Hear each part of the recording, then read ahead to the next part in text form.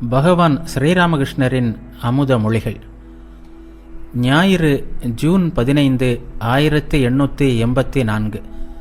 சுரேந்திரரின் தோட்ட வீட்டில் திருவிழா. குருதேவர் காலை 9 மணி அளவில் சுரேந்திரரின் தோட்ட வீட்டிற்கு வந்து சேர்ந்தார். பக்தர்களின் நடுவே ஆனந்தமே வடிவெடுத்தவராக அவர் காட்சியளித்தார்.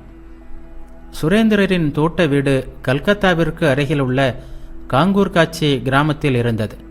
அதற்கருகே ராம்பாபுவின் தோட்டம் இருந்தது. அங்கே சுமார் 6 மாதங்களுக்கு முன்பு குருதேவர் வந்திருந்தார். இன்று சுரேந்திரரின் தோட்ட வீட்டில் திருவிழா. காலையிலேயே சங்கீர்த்தனம் ஆரம்பமாகியிருந்தது. பாடகர்கள் ஸ்ரீ கிருஷ்ணரின் பிருந்தாவன லீலைகளையும் கோபியரின் பிரேமை மற்றும் கிருஷ்ணரின் பிரிவால் ராதை அடைந்த பிரிவு துயரம் முதலியவற்றையும் பாடினர். குருதேவர் அடிக்கடி பரவச நிலையை அடைந்தார். அறை முழுவதும் பக்தர்கள் கூட்டம். தரையில் ஜமுக்களம் விரிக்கப்பட்டு ஆங்காங்கே திண்டுகள் வைக்கப்பட்டிருந்தன. அந்த பெரிய அறையை அடுத்து கிழக்கிலும் மேற்கிலும் 2 அறைகளும் வடக்கிலும் தெற்கிலும் வராந்தாக்களும் இருந்தன. வீட்டிற்கு எதிரில், அதாவது தென் திசையில், படிக்கட்டுகள் கொண்ட அழகான குளம் ஒன்று இருந்தது. வீட்டிற்கும் குளத்திற்கும் இடையில் கிழக்கு மேற்காக பாதை சென்றது. பாதையின் 2 புறங்களிலும் பூச்செடிகளும் குரோட்டன் செடிகளும் வளர்ந்திருந்தன. வீட்டின் கிழக்கு கோடியிலிருந்து வடக்கே உள்ள கதவு வரை மற்றொரு பாதை சென்றது. அந்த பாதை சிவப்பு கற்களால் அமைக்கப்பட்டிருந்தது. பாதையின் 2 பக்கங்களிலும் பலவித பூச்செடிகளும் குரோட்டன்ஸ்களும் வரிசை வரிசையாக நின்றன.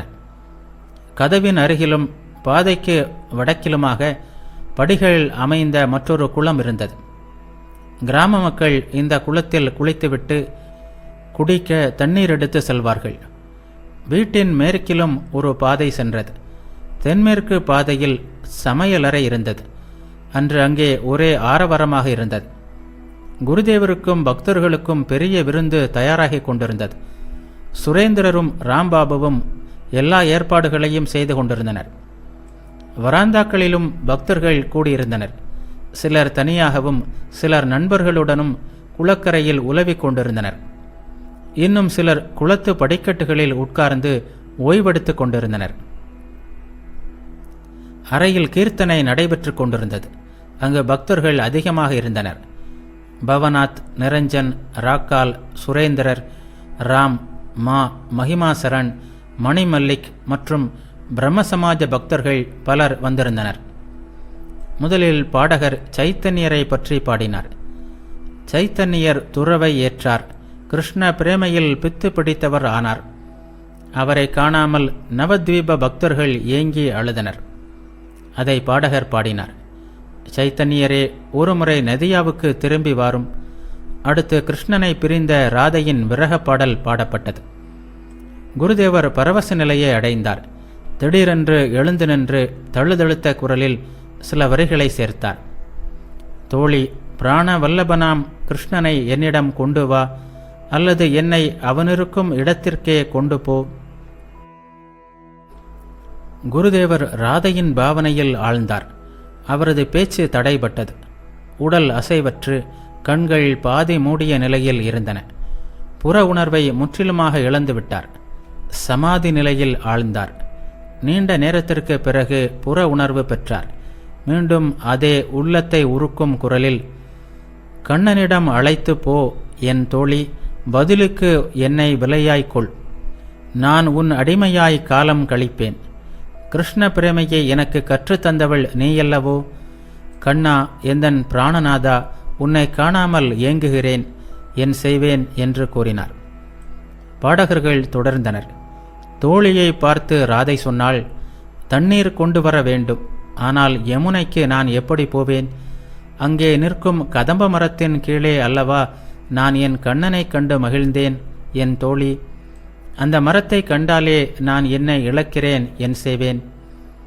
குருதேவர் மீண்டும் பரவச நிலையை அடைந்தார். ஏக்க பெருமூச்சு விட்டபடியே ஆஹா ஆஹா என்றார். பாட்டு தொடர்ந்தது. ராதை சொன்னாள், என் உடல் ஏனோ ஜுரம் போலே தகிக்கிறதே. என் காதல் கண்ணனை நான் அடைவேனோ? விந்தையை நான் என் சொல்வேன்.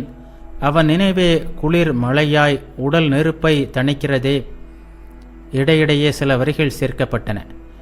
எனக்கு ஒருமுறை காட்டுவாய் எந்தன் அன்பு கண்ணனை, உடனே நான் உன்னவன் ஆகிவிடுவேன் என் தோழி. ஆபரணத்தின் ஆபரணமாம் அவனை ஐயோ நான் இழந்து விட்டேனே. வெறும் இந்த ஆபரணத்தினால் இனி என்ன பயன்? இன்ப நாட்கள் எல்லாம் போய் துன்ப நாட்கள் வந்ததா? அவை சற்று தாமதித்து வரக்கூடாதா? கோபியரின் உயிரான என் கண்ணன் எங்கே என்ற வரிகளை கேட்டதும் குருதேவர் சமாதி நிலை அடைந்தார். கீர்த்தனை முடியும் தருணம். பாடகர்கள் உறக்க பாடினர். சமாதி நிலையில் லயித்திருந்த குருதேவர் எழுந்து நின்றார். சிறிது உணர்வு பெற்றதும் தழுதழுக்க கிருஷ்ணா கிருஷ்ணா என்று கூறினார். அவர் பரவச நிலையில் ஆழ்ந்திருந்ததால் முழு நாமத்தையும் உச்சரிக்க இயலவில்லை. ராதையும் கிருஷ்ணனும் சந்தித்தனர். பாடகர்கள் சந்திப்பு பாடல்களை பாடினர். குருதேவர் சில வரிகளை சேர்த்தார். ஆஹா, இதோ ராதை நிற்கிறாள்.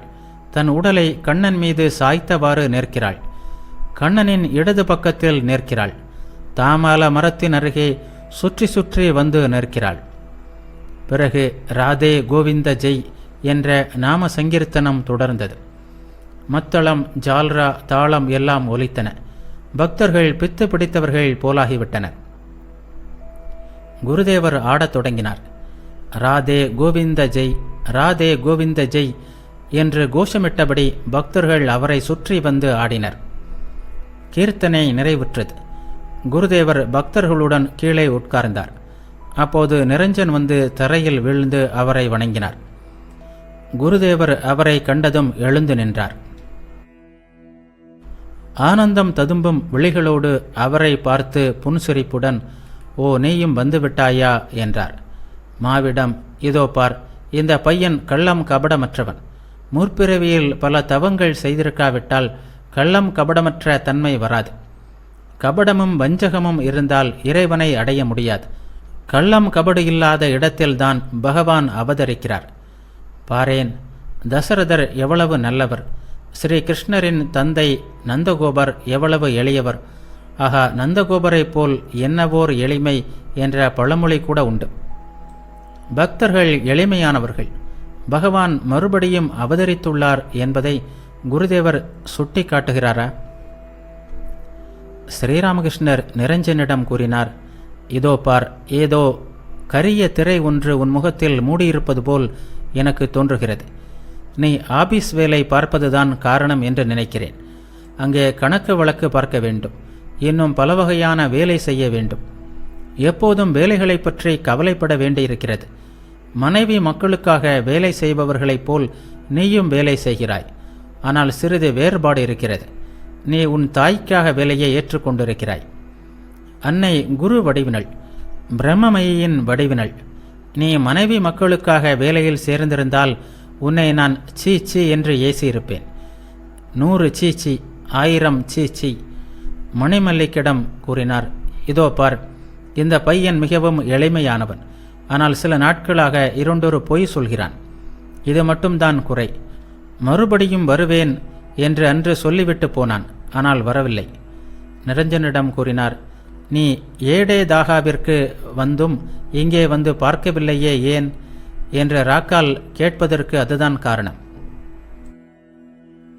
நிரஞ்சன் கூறினான், நான் ஏடேதாகவில் 2 நாட்கள் தான் தங்கியிருந்தேன்.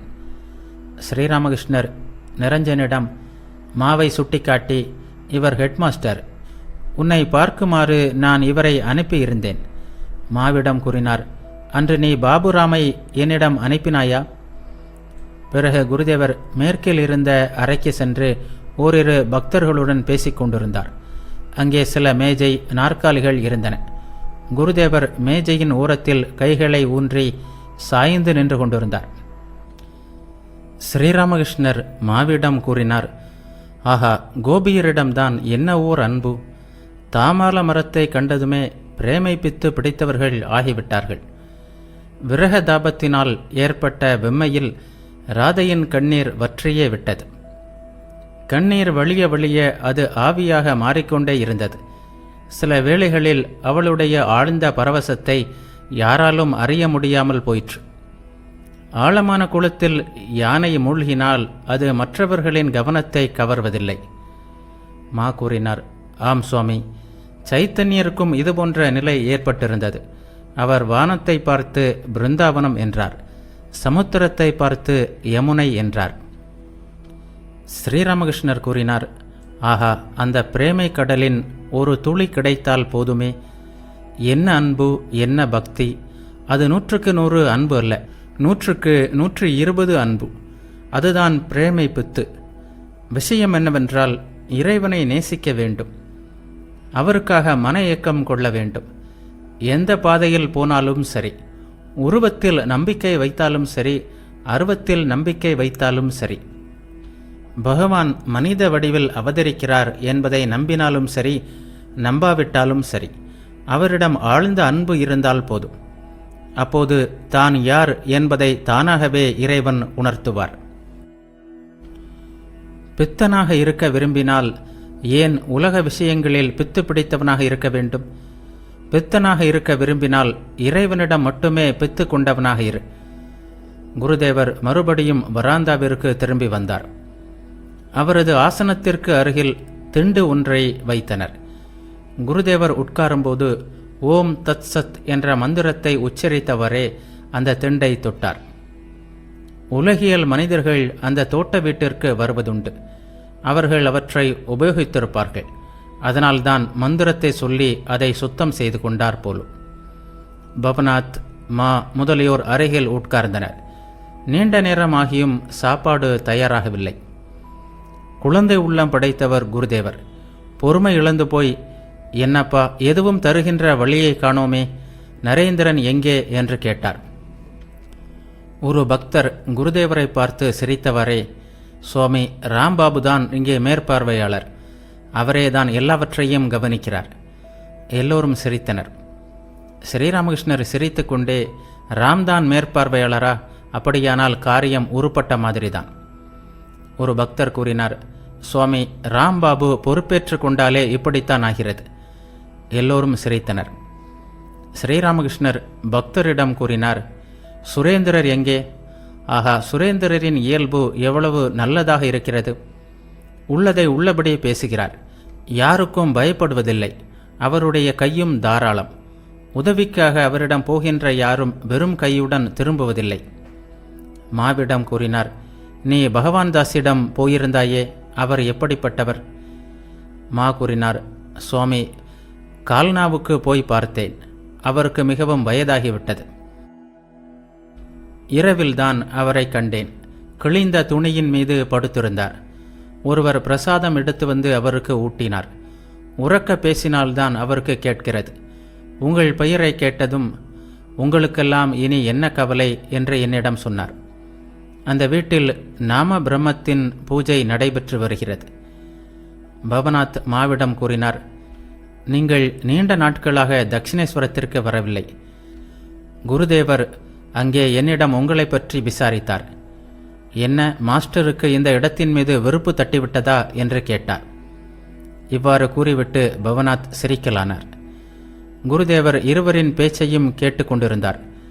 பிறகு மாவை பார்த்து அன்புடன், ஆமாம், பல நாட்களாக அங்கே வரவில்லையே, என்ன காரணம் அப்பா என்று கேட்டார். மா பதில் சொல்ல தடுமாறினார். அப்போது மகிமாசரன் வந்தார். அவர் காசிப்பூரில் வசிப்பவர். குருதேவரிடம் மிகுந்த பக்தி கொண்டவர். தட்சிணேஸ்வரத்திற்கு அடிக்கடி வருவார். பிராமணர். தகப்பனாரின் சொத்து கொஞ்சம் இருந்தது. சுதந்திரமாக வாழ்பவர். கை கட்டி யாரிடமும் வேலை செய்ததில்லை.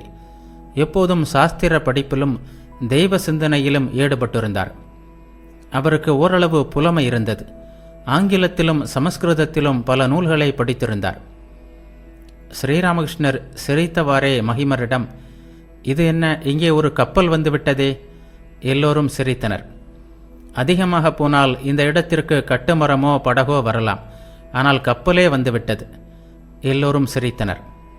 ஆனால் ஒரு விஷயம், இது ஆனி மாதம், மழைக்காலம் அல்லவா? எல்லோரும் சிரித்தார்கள். மகிமாசரனுடன் பல விஷயங்கள் பேசப்பட்டன. ஸ்ரீராமகிருஷ்ணர் மகிமரிடம் கூறினார், அது சரி, மக்களுக்கு உணவளிப்பது ஒரு விதத்தில் கடவுள் சேவையே அல்லவா? நீங்கள் என்ன சொல்கிறீர்கள்? எல்லா உயிர்களிலும் அவர் அக்னியாக இருக்கிறார். மக்களுக்கு உணவளிப்பது இறைவனுக்கு ஆಹುதி கொடுப்பதுதான். அதற்காக தீயவர்களுக்கு உணவு கொடுப்பது கூடாது. விபச்சாரம் போன்ற மகாபாதகங்களை செய்தவர்கள், தீவிரமான உலகியல் மனிதர்கள், இத்தகையோர் உட்கார்ந்து உண்ட இடம் 7 முழம் கீழே அசுத்தமாகி விடுகிறது. ஹிருதயன் ஒருமுறை சிகூரில் மக்களுக்கு சாப்பாடு போட்டான். அவர்களுள் பெரும்பாலோர் தீயவர்கள். நான் அவனிடம், ஹிருது, இதோ பார், நீ இவர்களுக்கு சாப்பாடு போட்டால் நான் உன் வீட்டிலிருந்து போய்விடுவேன் என்று சொன்னேன். மகிமரிடம் கூறினார், நீங்கள் முன்பெல்லாம் அதிகமாக அன்னதானம் செய்து வந்ததாக கேள்விப்பட்டேன். இப்போது என்ன செலவு அதிகரித்து விட்டதா? எல்லோரும் சிரித்தனர். தெற்கு வராந்தாவில் இலை போடப்பட்டது. குருதேவர் மகிமாசரனிடம், அங்கே அவர்கள் என்ன செய்கிறார்கள் என்று சற்று நீங்கள் போய் பார்த்து வாருங்களேன். பிறகு நான் சொல்ல முடியாது, இருந்தாலும் சொல்கிறேன், ஏன் நீங்களும் சிறிது பரிமாறலாமே என்றார். அதற்கு மகிமாசரன், அவர்கள் கொண்டு வரட்டும், பிறகு பார்க்கலாம் என்று கூறிவிட்டு முணுமுணுத்தவாறே சமையலறையை நோக்கி சென்றார். சிறிது நேரத்திலேயே திரும்பி வந்து விட்டார். குருதேவர் மிக்க மகிழ்ச்சியுடன் பக்தர்களுடன் சாப்பிட அமர்ந்தார். சாப்பாடு முடிந்ததும் அறைக்கு திரும்பி வந்து சிறிது ஓய்வெடுத்தார். பக்தர்களும் குளத்தின் தெற்கு படித்துறையில் இறங்கி கையெலம்பிக் கொண்டனர். பிறகு வெற்றிலை போட்டுக்கொண்டு குருதேவரிடம் வந்து உட்கார்ந்தார்கள்.